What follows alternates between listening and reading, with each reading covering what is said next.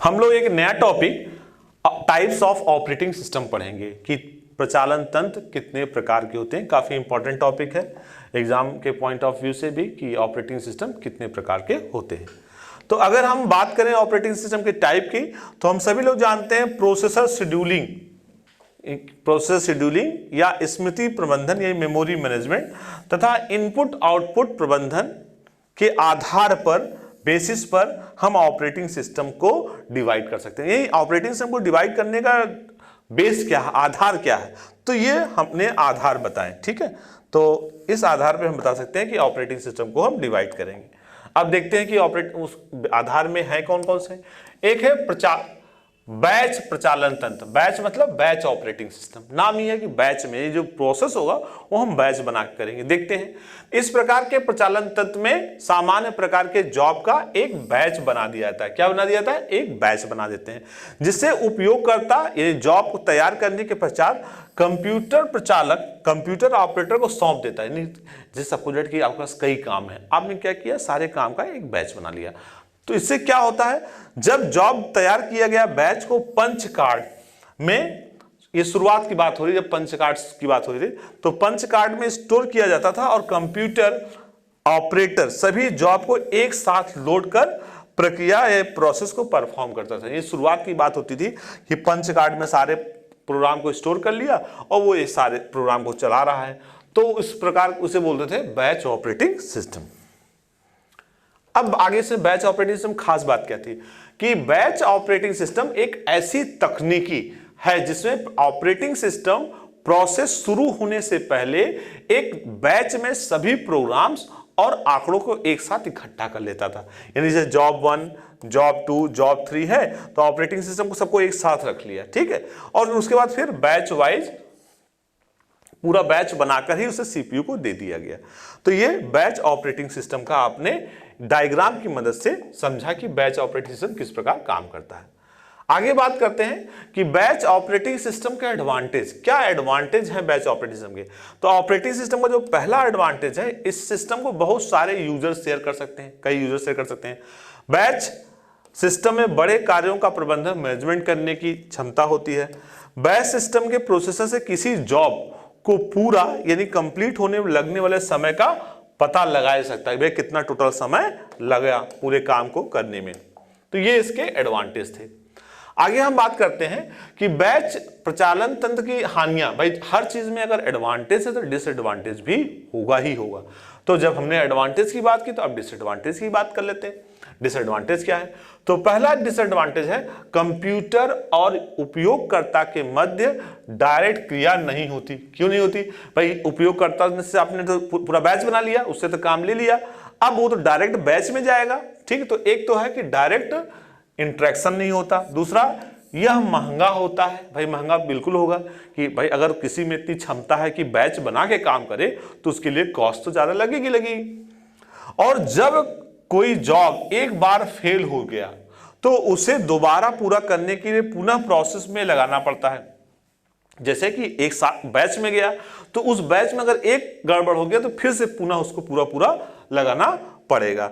तो बैच प्रक्रिया यानी बैच प्रोसेसिंग में सीपीयू द्वारा किसी प्रोसेस को पूरा करने में लगे आदर्श समय, ठीक है, आदर्श समय नहीं, आइडियल टाइम को कम करने के लिए रेजिडेंट मॉनिटर, इसमें रेजिडेंट मॉनिटर नामक एक प्रोग्राम बनाया जाता है जो हमेशा रेजिडेंट यानी रेजिडेंट मेमोरी में रहता है और वह देखता है कि कितना टाइम उसमें लग रहा है।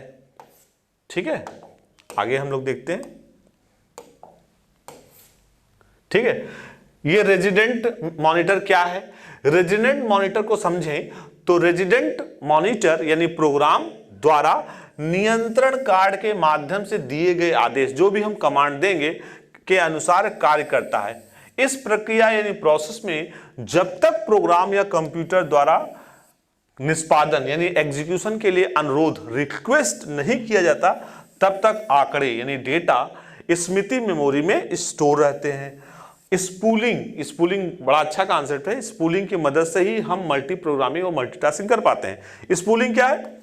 स्पूलिंग की प्रक्रिया या प्रोसेस को कार्यान्वित इंप्लीमेंट करने के लिए ऑपरेटिंग सिस्टम स्पूलर का प्रयोग करते हैं। स्पूलर जैसे हम लोग प्रिंटर जो प्रिंट आउट हमने जैसे बताया था कि सीपीयू ने 100 पेज का दे दिया। अब सीपीयू पेज देने के बाद तो अपना काम दूसरा काम करने लगा, तो वो बाकी जो 100 पेज की मेमोरी कहाँ गई, वो प्रिंटर के अंदर एक स्पूलर होता है वहां जाती है। ठीक है, तो उसी कॉन्सेप्ट को यहां पे समझाया गया है। आगे बात करते हैं कि प्रचालन तंत्र यानी ऑपरेटिंग सिस्टम की 3 प्रकार की बफरिंग होती है। ये बफरिंग बड़ा इंपॉर्टेंट है। मल्टी प्रोग्रामिंग, मल्टीटास्किंग में स्पूलिंग और बफरिंग का काफी योगदान है, इसको अच्छे से समझिएगा। एकल बफर, सिंगल बफर।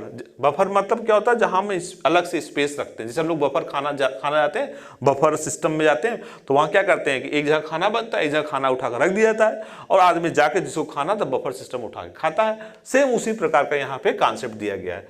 तो एकल सिंगल बफर में क्या होता है, इसमें केवल एक सिस्टम बफर का उपयोग आंकड़ों, डेटा को एक स्थान से दूसरे स्थान पर ट्रांसफर करने के लिए किया जाता है। जैसे इनपुट डिवाइस है वो सिस्टम बफर है, मूव है, यूजर प्रोग्राम है, इसको बोलते हैं एकल बफर। इस प्रक्रिया प्रोसेस में उपयोगकर्ता यानी यूजर प्रोग्राम इनपुट आउटपुट प्रचालन तंत्र के लिए अनुरोध, रिक्वेस्ट करता है। ठीक है, तब आंकड़े यानी डेटा सिस्टम बफर तक स्थानांतरित यानी ट्रांसफर होते हैं। इसके बाद सिस्टम बफर सभी आंकड़ों को उपयोगकर्ता प्रोग्राम, यूजर प्रोग्राम में स्थानांतरित यानी ट्रांसफर कर प्रक्रिया को प्रोसेस करता है। तो देखा हमने किस प्रकार इसमें काम होता है। ठीक है, आगे हम बात कर रहे थे, वो तो सिंगल था, अब हम डबल बफर की बात करते हैं। डबल बफर, तो इस प्रक्रिया यानी इस प्रोसेस में एक स्थान से दूसरे स्थान के लिए 2 बफर, वहां सिंगल बफर था, यहाँ पे डबल बफर का प्रयोग किया जाता है। जैसे आपका ये इनपुट आउटपुट डिवाइस है, ट्रांसफर करेंगे तो ये आपका एक सिस्टम बफर है, शिफ्ट इस्तेमाल करेंगे, फिर दूसरा सिस्टम बफर है।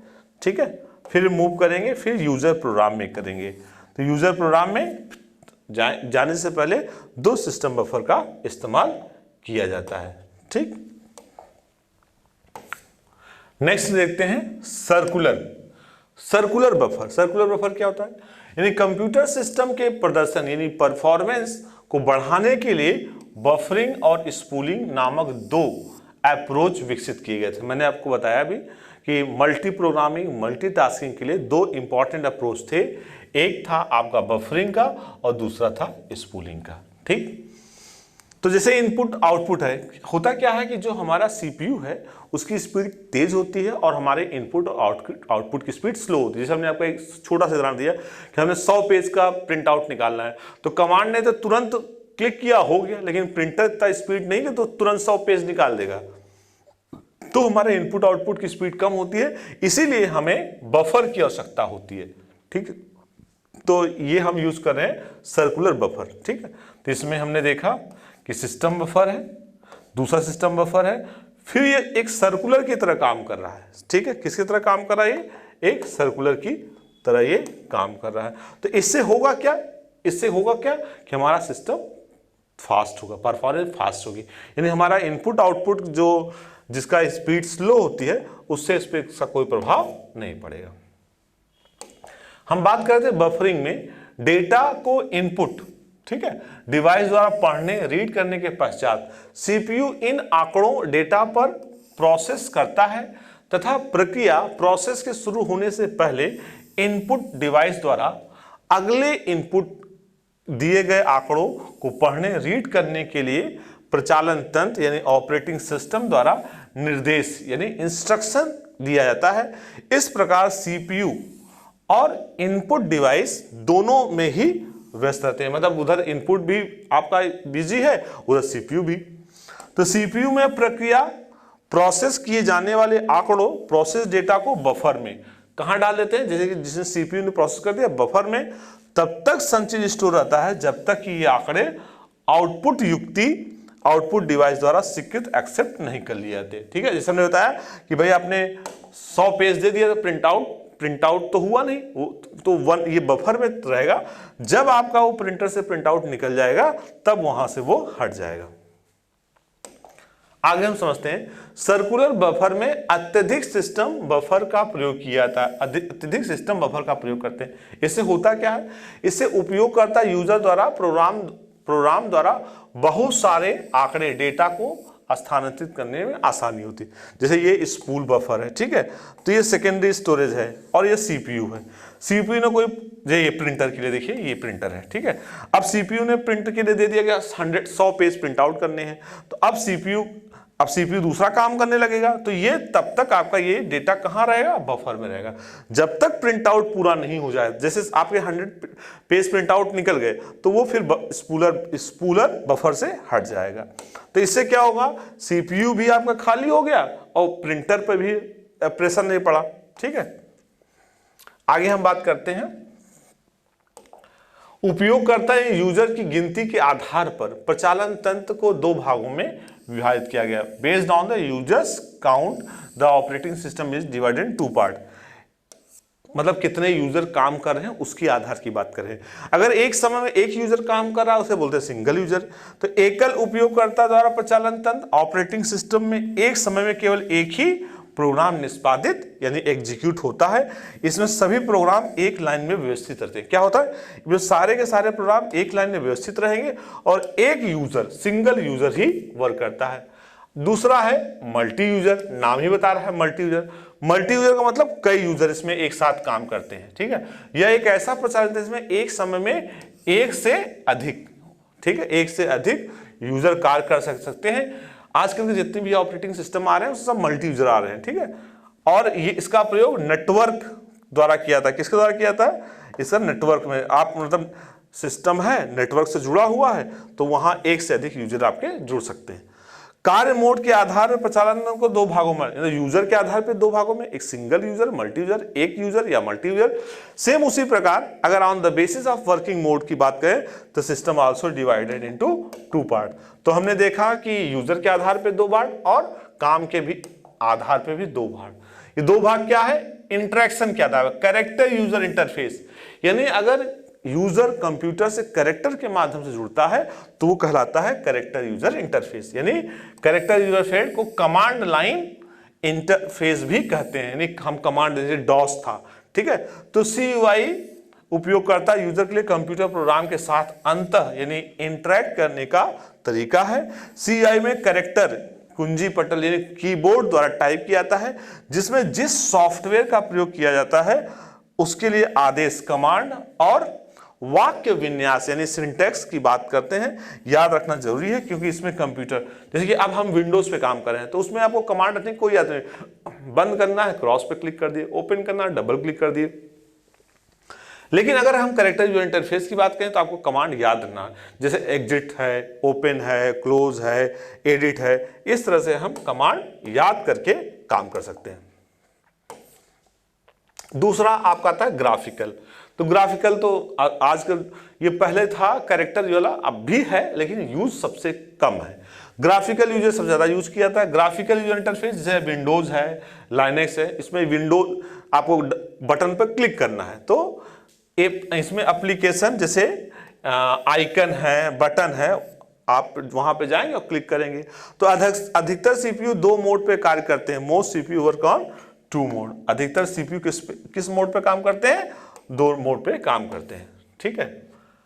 आगे बात करते हैं यूजर मोड। ये यूजर मोड क्या है, जब सीपीयू उपयोगकर्ता यानी यूजर मोड में होता है तो प्रोग्राम को स्मृति पता यानी मेमोरी एड्रेस तथा हार्डवेयर संसाधनों, हार्डवेयर रिसोर्सेज में प्रत्यक्ष अभिगम यानी डायरेक्ट एक्सेस की अनुमति नहीं होती। आगे उपयोगकर्ता मोड, ठीक है, यानी यूजर मोड में यदि कोई प्रोग्राम खराब यानी क्रैश हो जाए तो केवल वह प्रोग्राम ही बंद होता है, जो प्रोग्राम क्रैश हो वही होता है। अर्थात उपयोगकर्ता मोड यूजर मोड में किसी प्रोग्राम के खराब क्रैश होने की स्थिति में सिस्टम सुरक्षित सेफ रहता है। यानी सिस्टम क्या होगा, आपका सिस्टम सेफ रहेगा, सुरक्षित रहेगा। दूसरा आपका आता है कर्नल मोड। कर्नल मोड की बात करें, जब सीपीयू कर्नल मोड में होता है तब एग्जीक्यूट होने वाला प्रोग्राम मेमोरी एड्रेस तथा हार्डवेयर संसाधनों को एक्सेस कर सकता है, तब उसको एक्सेस कर सकता है। यह सीपीयू द्वारा दिए गए किसी भी इंस्ट्रक्शन को निष्पादित यानी एग्जीक्यूट करता है। और कर्नल मोड में किसी प्रोग्राम के खराब क्रैश होने की दशा में पूरा सिस्टम खराब होता है। अगर आपका कर्नल खराब हो गया तो पूरा का पूरा सिस्टम आपका खराब हो जाएगा। इसको थोड़ा डायग्राम के रूप में देखते हैं। जैसे एक यूजर मोड है, तो यूजर मोड में यूजर प्रोग्राम्स होते हैं, एप्लीकेशन प्रोग्राम्स होते हैं और सिस्टम प्रोग्राम्स होते हैं। कर्नल की बात करें, कर्नल में आपकी लाइब्रेरी होती है, ऑपरेटिंग सिस्टम होता है, ठीक है। हार्डवेयर की बात करें तो हार्डवेयर में आपका मेन मेमोरी है, सीपीयू है, पेरिफेरल डिवाइसेस, जितने भी डिवाइसेस जुड़े होते हैं they all are a peripheral device. तो ये यूजर एंड कर्नल मोड का एक डायग्राम है जिसको हमने समझा। कुछ इंपॉर्टेंट चीजें जो हमें पता होनी चाहिए, क्या आप जानते हैं? जैसे स्पूलिंग, हमने अभी देखा था स्पूलिंग का प्रयोग कहां हुआ था, प्रिंटिंग में हुआ था।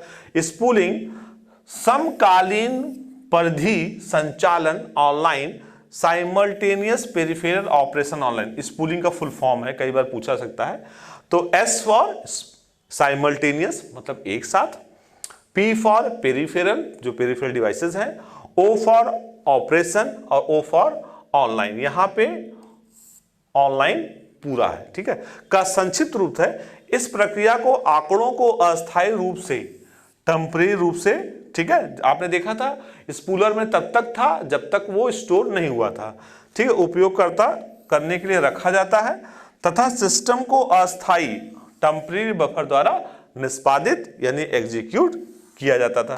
तो इससे क्या हुआ, इससे हमारी मल्टीटास्किंग में काम हो गया, यानी इनपुट आउटपुट हमारा स्लो है तब भी हम अच्छे से काम कर लिए।